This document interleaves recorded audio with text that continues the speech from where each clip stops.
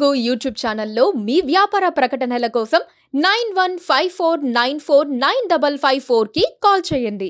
శాసనమండలి చైర్మన్ గుత్తా సుఖేందర్ రెడ్డి సొంత పార్టీ అధినేత కల్వకుంట్ల చంద్రశేఖరరావుపై ఫైర్ అయ్యారు. నేతలకు అందుబాటులో లేకుండా పోయారని ఆయన ఆగ్రహం చెందారు.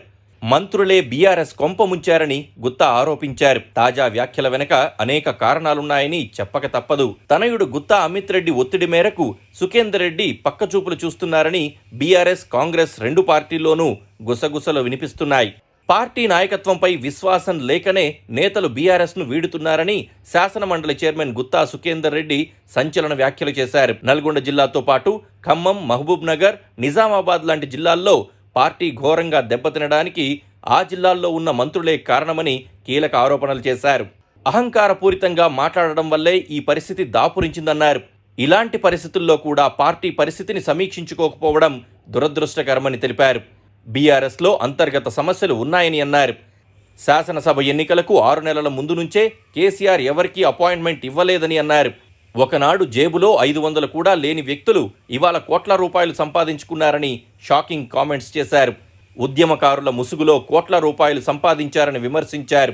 జిల్లాలకు సంబంధించిన కొంతమంది నేతలు తనను కేసీఆర్తో కలవకుండా చేస్తున్నారని అన్నారు.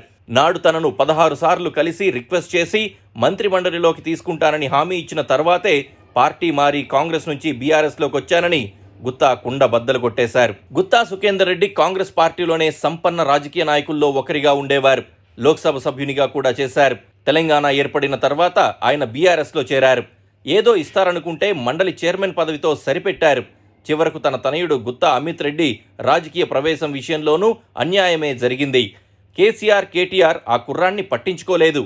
బీఆర్ఎస్లో తీవ్ర అసంతృప్తితో ఉన్న గుత్తా కుటుంబం ఇప్పుడు కాంగ్రెస్లో చేరే ప్రయత్నంలో ఉన్నట్లు వార్తలొస్తూ ఉన్నాయి. గుత్తా మంత్రి పదవిని ఆశించే వచ్చారు. అది జరగలేదు. కనీసం తన కుమారుడి రాజకీయ అరంగేట్రానికి బీఆర్ఎస్ పనికొస్తుందని ఆయన ఎదురుచూశారు. గుత్తా అమిత్ రెడ్డి రాజకీయ ఆకాంక్షతో సామాజిక సేవా కార్యక్రమాలు ప్రారంభించారు.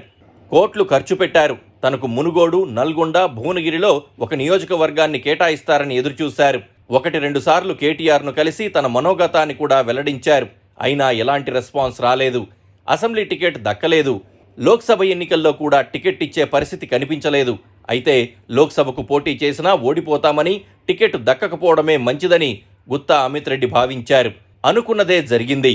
అమిత్ రెడ్డి పొలిటికల్ టేకాఫ్ కుదరలేదు. దాంతో తండ్రి, కుమారులు బీఆర్ఎస్ పెద్దలపై గుర్రుగా ఉన్నారు.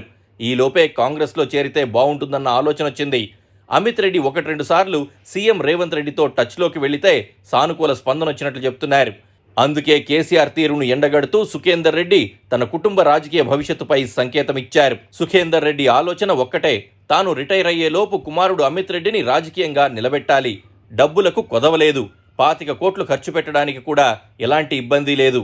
అందుకే లెటస్ ఫైట్ అని సుఖేందర్ రెడ్డి అంటున్నారు. చూద్దాం ఆయన కోరిక నెరవేరుతుందో లేదో.